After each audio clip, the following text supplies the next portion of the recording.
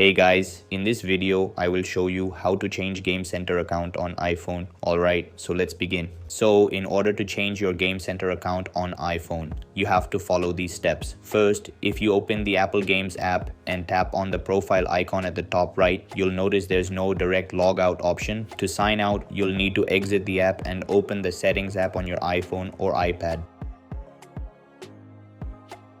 Then scroll down to the bottom and tap on Game Center. Inside the Game Center settings, scroll all the way down and tap on the sign out button. Confirm by tapping sign out again. This will log you out of your current Game Center account. Next, you need to toggle Game Center back on. At this point, your device may prompt you to sign in. If you want to log in with the same Apple ID, simply tap continue. If you want to use a different Apple ID, tap on the second option that appears, which allows you to sign in with another account. Now, enter the email or phone number associated with the new Apple ID you want to use. Then type in the password and sign in. It may take a few moments for the system to log you in, but once complete, your iPhone will be using the new Game Center account. You can now access all your games under this different Apple ID without any issues. And that's it. This is how you can change Game Center account on iPhone. That's all for this video. See you in the next one. Thanks.